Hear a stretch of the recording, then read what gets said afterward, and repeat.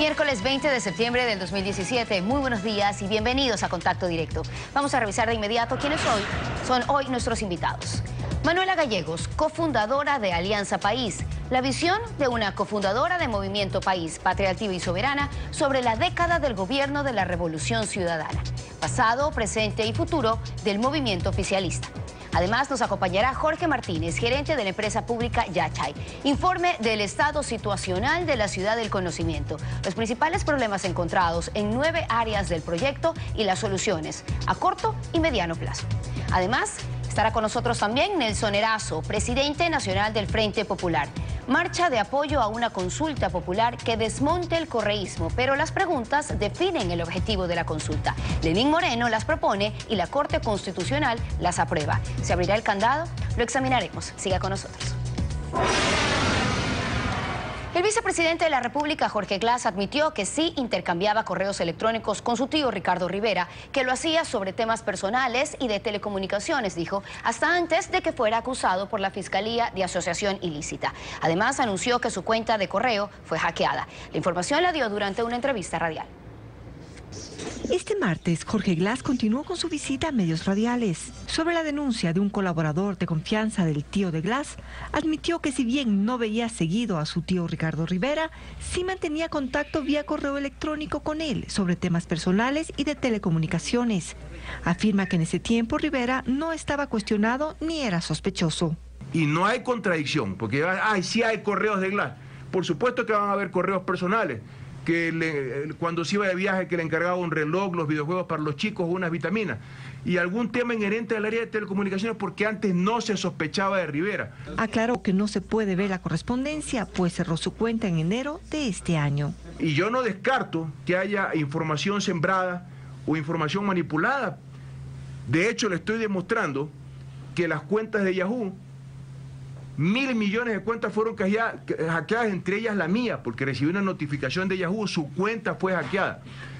A estas alturas, lo primero es verificar si los correos son tales, segundo, si no fueron manipulados, tercero, pueden haber manipulado cualquier cosa porque no hay cadena de custodia, eso no es prueba. En todo caso, que se investigue. Además, sobre su proceso judicial por asociación ilícita, dijo que apelará a la decisión del juez, quien calificó a César Montúfar como acusador. Señaló que él no es parte perjudicada y que pretende incluir delitos como cohecho y peculado. Y lo calificó como acusador. Eso rompe totalmente el Estado de Derecho, rompe la ley. Y mi abogado presentará una apelación el día de hoy. Bien, momento de ir con el desarrollo de las entrevistas. No sin antes saludar a Alfredo. Muy buenos días, ¿cómo estás? Buenos días, Wendy. Buenos días a todos. Estamos a pocos días de que concluya la instrucción fiscal en el proceso penal por asociación ilícita con Odebrecht. Han ido apareciendo nuevos elementos de juicio que permitirán al fiscal general Carlos Vaca Mancheno confirmar o descartar la vinculación del vicepresidente Jorge Glass con el delito que se investiga, asociación con Odebrecht para cometer ilícitos relacionados a varios contratos con el Estado en las áreas estratégicas. La actualidad, los protagonistas, el análisis y la información en Contacto Directo.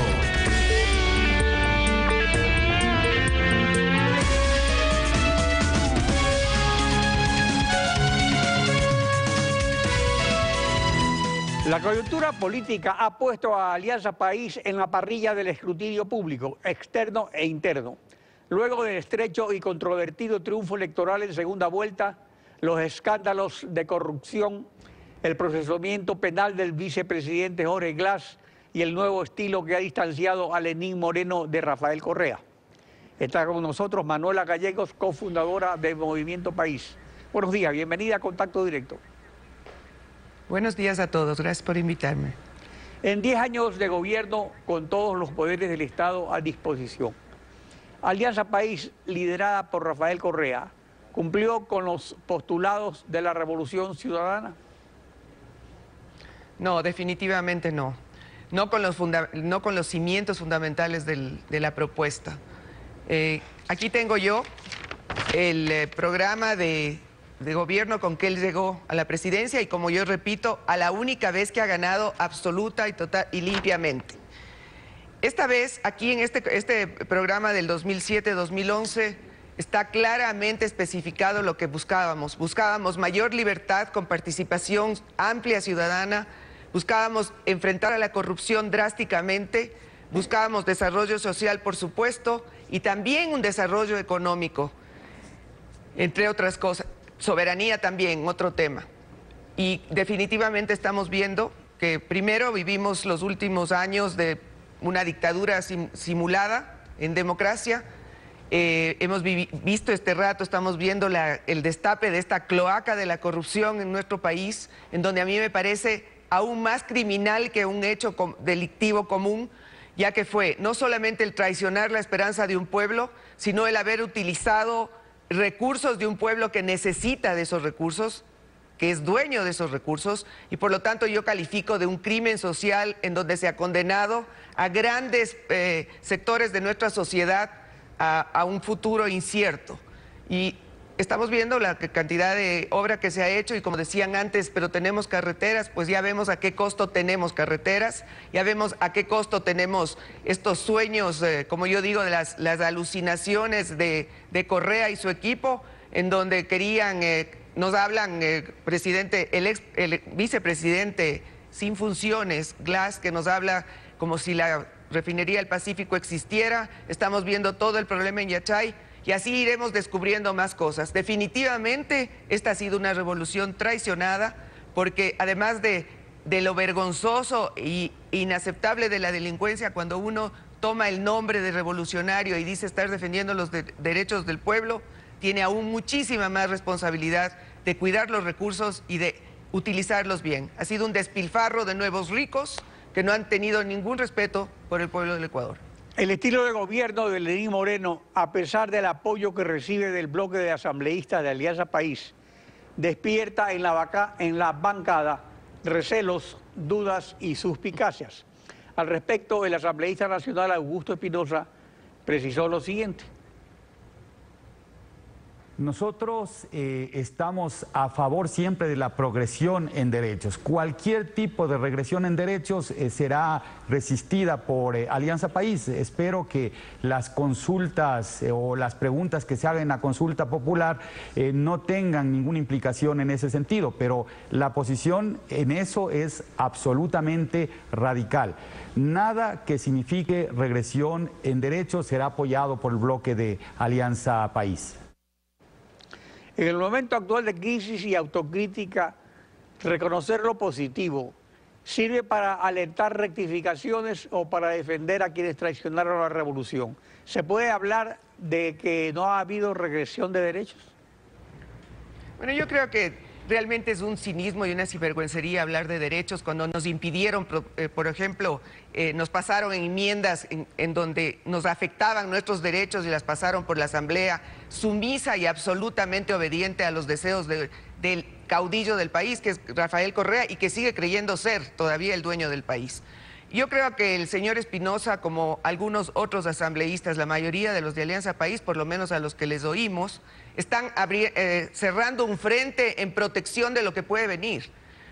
Yo no acuso a nadie, pero evidentemente es vergonzosa la actitud de la gran parte de los asambleístas de país, en donde ellos son los representantes del pueblo, sin embargo, no defienden los intereses del pueblo, sino defienden sus intereses, los de su grupo y los de su caudillo. Esta cuestión yo acababa de oír ahorita en las noticias en que ayer Fabricio Villamar propuso un apoyo al presidente y los que bloquearon fueron los de Alianza País. Señor presidente, usted tiene, los grandes enemigos suyos están en la Asamblea y desgraciadamente también algunos alrededor suyo en su gabinete y en espacios del poder.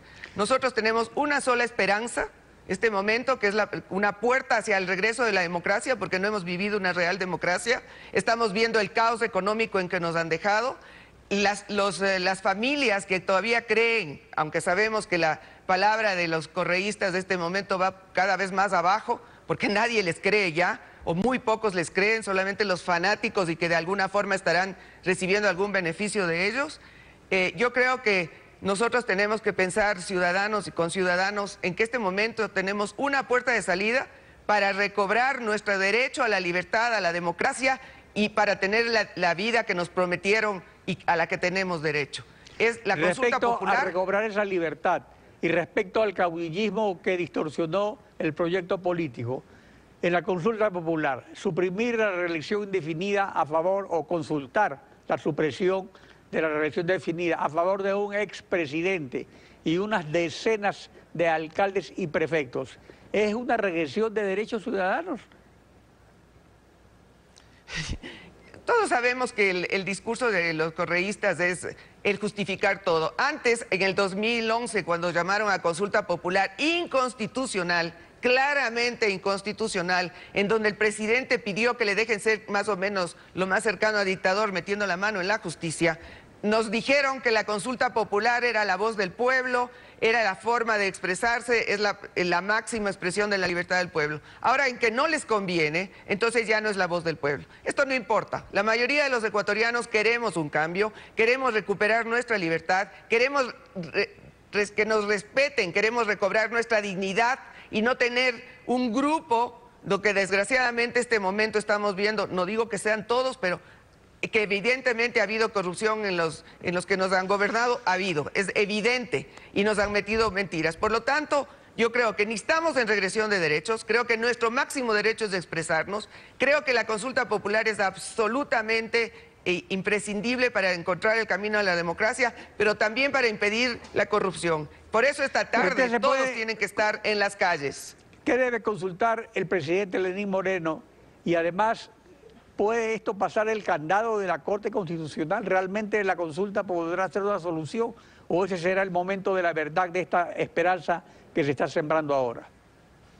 Mire qué terrible lo que usted dice este momento. Nosotros tenemos que pensar este momento si la Corte Constitucional, que es la única y la fundamental garantía de nuestros derechos, va a permitir que nosotros nos expresemos como deseamos, como la gran mayoría de los ecuatorianos deseamos para recuperar nuestros derechos plenos en una democracia plena. Estamos dependiendo de un organismo que es absolutamente cooptado por Correa, como todo el resto de organismos de control. Por eso la consulta tiene que ser no solamente para bajarnos todas las enmiendas que pasaron sin ningún respeto a nuestros derechos, sino también para terminar con toda esta cooptación del poder por todo este espacio de control que nos garantiza nuestros derechos. Por lo tanto, tiene que ser una reestructuración total del Consejo de Participación Ciudadana, una clara definición de la selección o de la selección de las autoridades de control que sean en nuestro beneficio y no del poder que nos gobierna.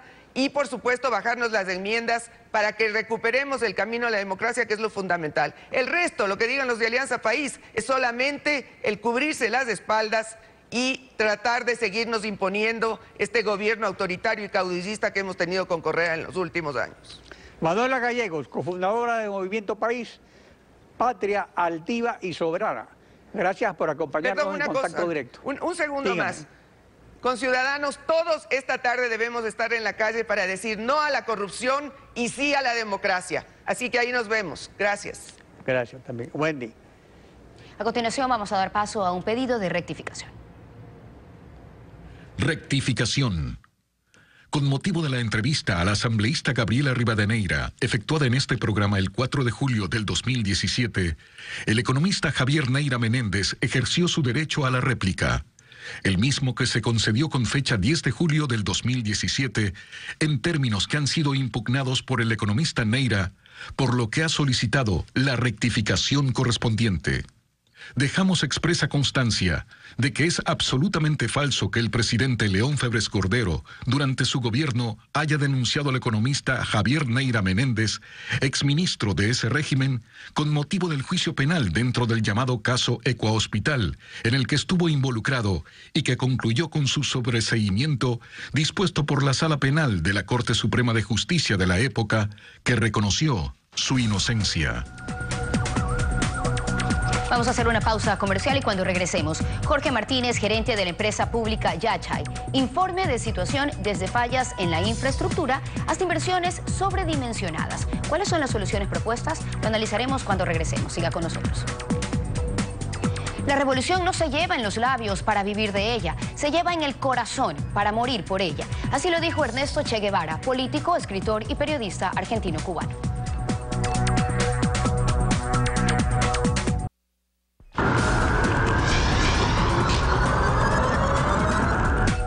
Jorge Martínez, gerente de la empresa pública Yachay y exalcalde de Ibarra por Alianza País, ha presentado al presidente Lenín Moreno un informe de situación del proyecto estrella de la Revolución Ciudadana, la ciudad del conocimiento Yachay. Buenos días, bienvenido a Contacto Directo. Buenos días, Alfredo, un saludo a todos los televidentes.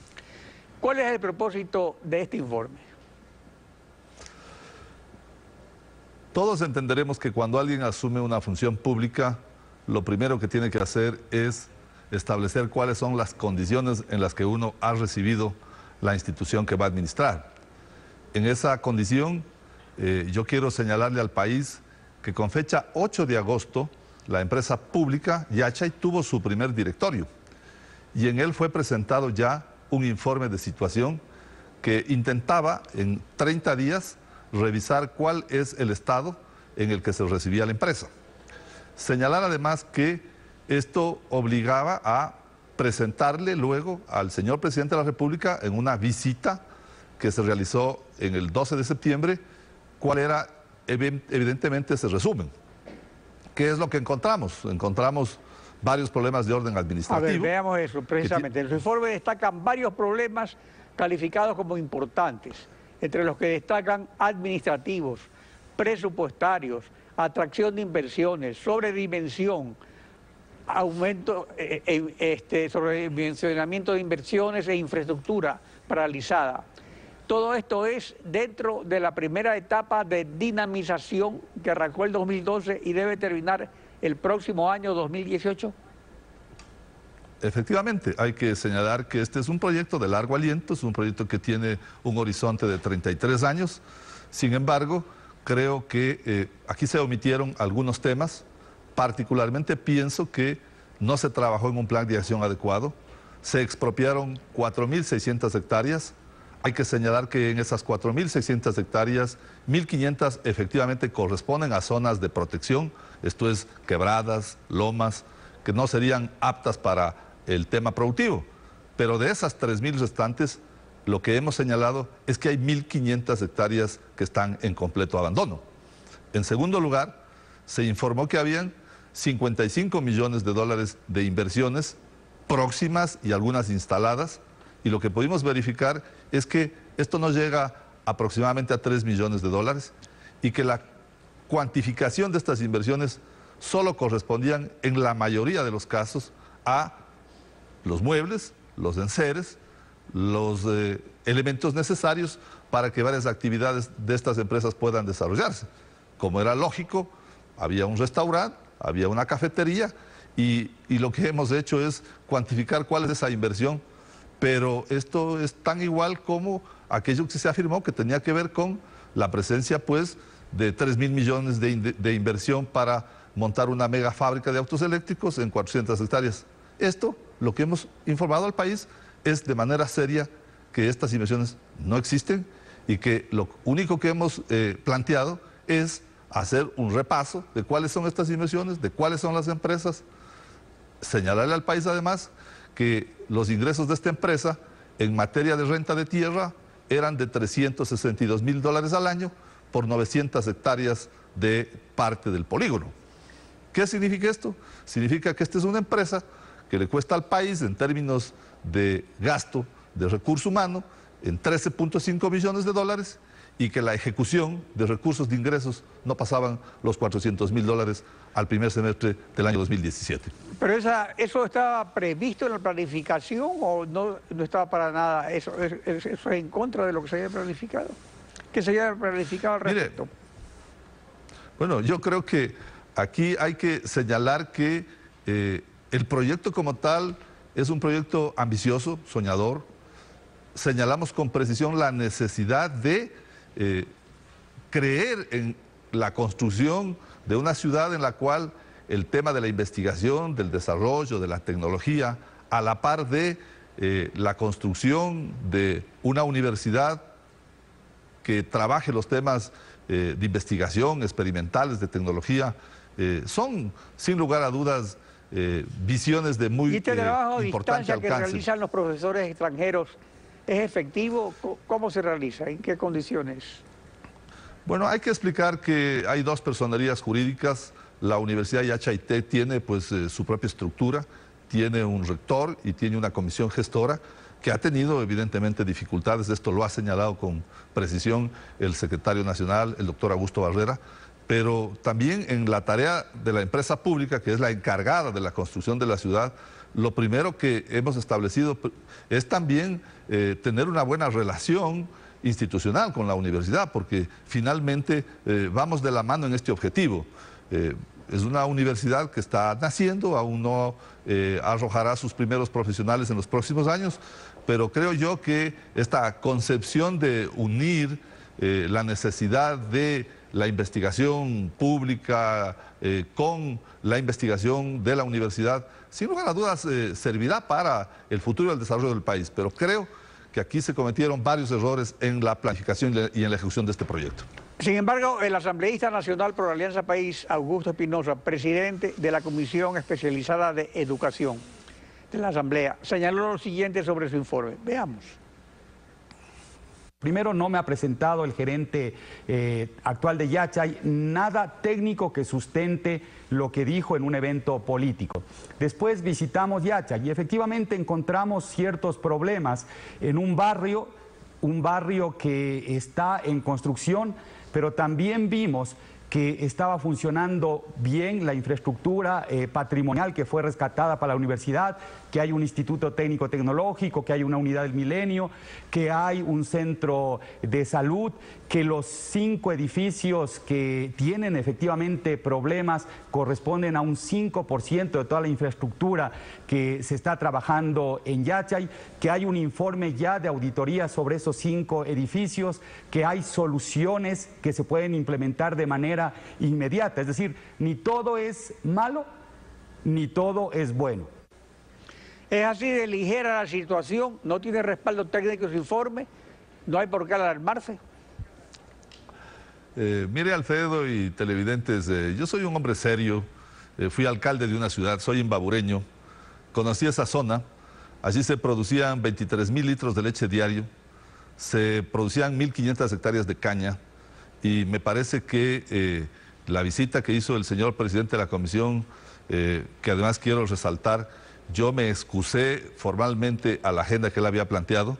Sin embargo, él fija agendas en las cuales situaba, por ejemplo, que primero me recibía a mí, segundo recibía a los contratistas incumplidos, porque sean o no las dificultades, hay 5 edificios paralizados desde el año 2015 y lo que tiene que saber el país es que están paralizados, aparte sí de dificultades de recursos, están paralizados por problemas constructivos.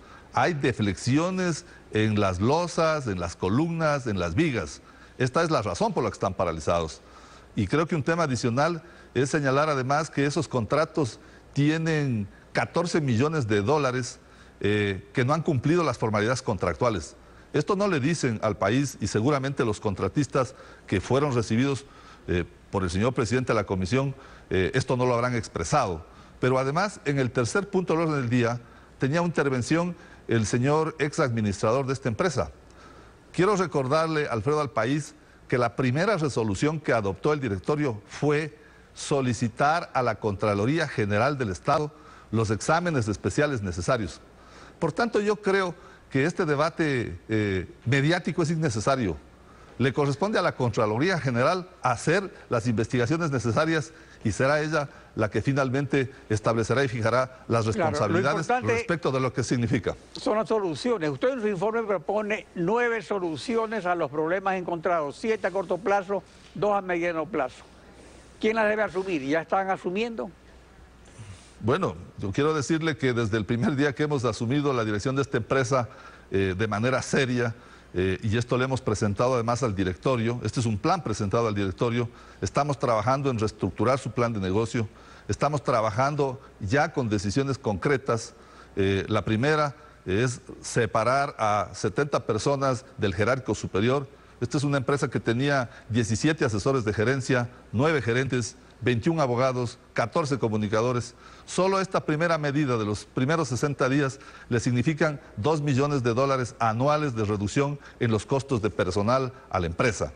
Estamos trabajando en reestructurar todo lo que significa la concepción final del proyecto tomaremos 90 días para presentarle primero al directorio lo que significa esta revisión del plan maestro, pero luego, obviamente, también hay acciones que tienen que ver con la baja ejecución presupuestaria. Estamos dando todas las disposiciones necesarias para ajustar todos los temas constructivos, toda vez que aquí se hicieron cosas al revés. Es decir, primero se hacían los edificios y luego se hacían la calle y las infraestructuras.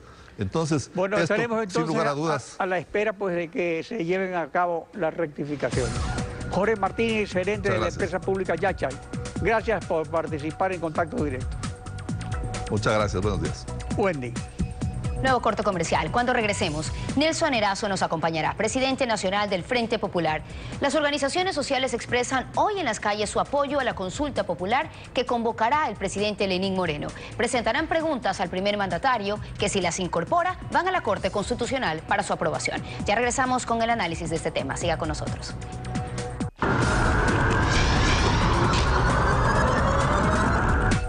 El Frente Popular ha convocado para hoy a una marcha de apoyo a la consulta popular que convocará el presidente Lenín Moreno.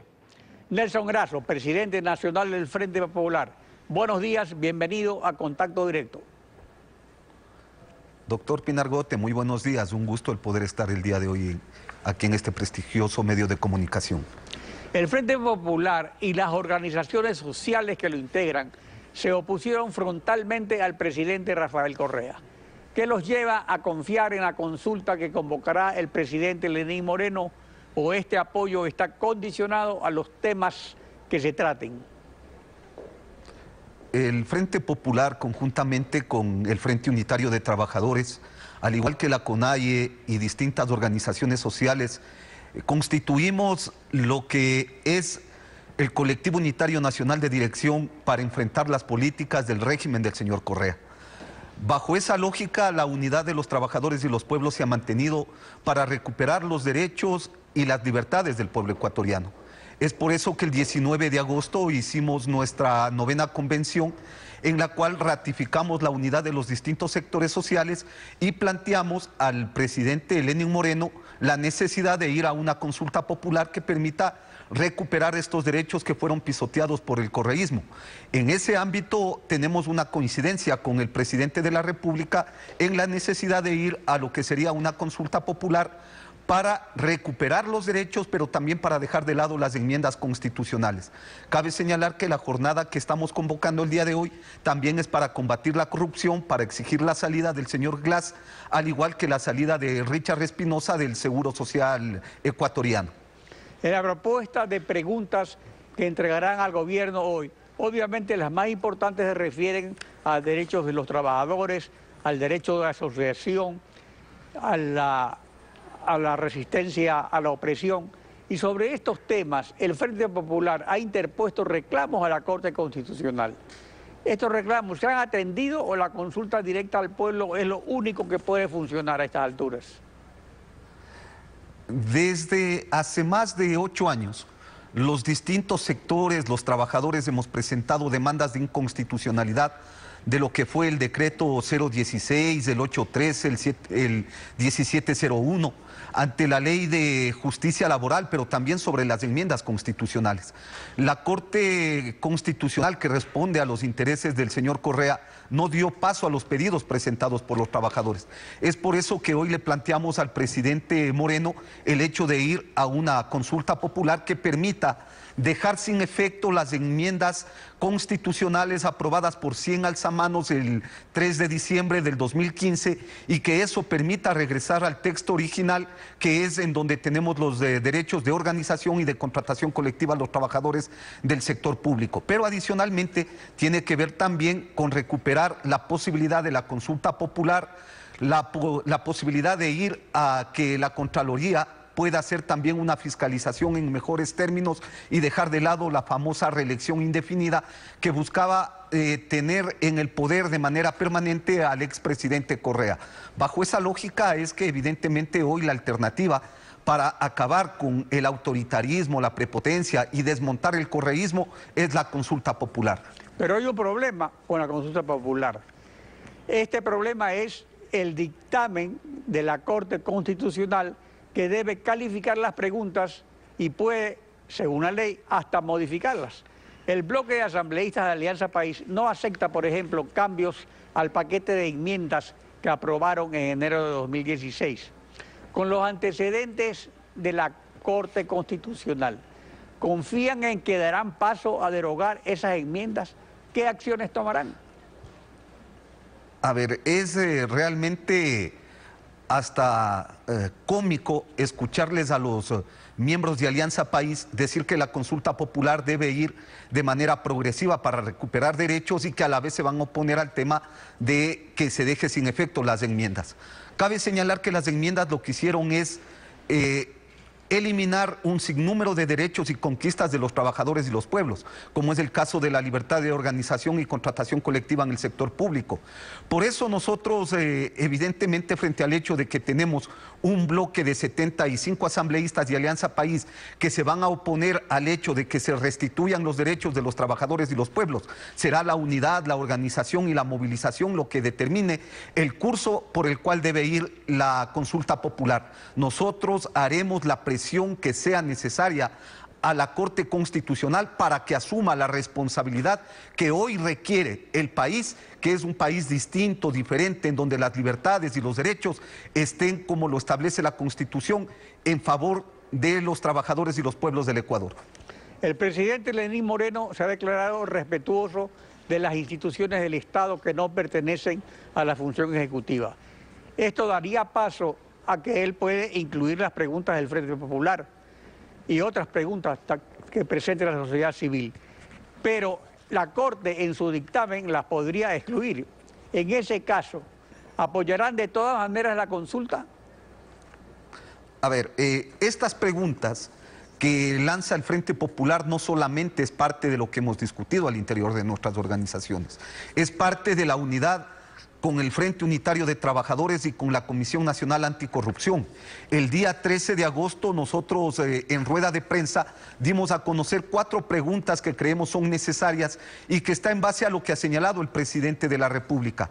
Una que es el combate a la corrupción, una segunda que tiene que ver con dejar de lado las enmiendas constitucionales y 2 preguntas relacionadas al Consejo de Participación Ciudadana, que es el hecho de dejar sin funciones o cesar en funciones a estos miembros, que permita evidentemente recuperar la democracia y recuperar los derechos del pueblo ecuatoriano. Bajo esa lógica, ¿no es cierto?, es de que el compromiso del presidente Lenín Moreno es recoger las opiniones, los criterios, pero también los planteamientos señalados desde los principales actores de la sociedad ecuatoriana, que somos los trabajadores, los sectores sociales. Bueno, pero Lenín Moreno incluso se ha adelantado a aceptar esto, ha hablado de que se piensa una democracia sin caudillismos, es decir, que se eliminaría la reelección de por vida, ha hablado precisamente de reforzar la transparencia, pero ¿qué ocurre si la Corte no da paso a las preguntas? Insisto, en ese caso, el camino que debe tomar la consulta popular será el de la unidad y la lucha de los distintos sectores sociales con la movilización, con la acción en las calles, para presionar que la Corte Constitucional dé paso a un anhelo del pueblo ecuatoriano, que es la consulta popular. No se trata solamente de un problema de los trabajadores. El día de hoy, por ejemplo, en la movilización, si bien es cierto, es convocada por el Frente Unitario de Trabajadores, por el Frente Popular, también van a estar sectores de la sociedad civil. Estará la mesa de convergencia, estarán sectores que están respaldando la consulta popular. Es decir, estaremos más del 80% de ecuatorianos que hoy exigimos cambios en beneficio del pueblo ecuatoriano. Nelson Grasso, presidente del Frente Popular, gracias por su participación en Contacto Directo. Muy amable, muchas gracias. Wendy. Solo nos queda despedir a Alfredo y invitarlos a mañana a las 7 de la mañana, como siempre, otra cita aquí en Contacto Directo. Mañana continuaremos rayando la desinformación en Contacto Directo.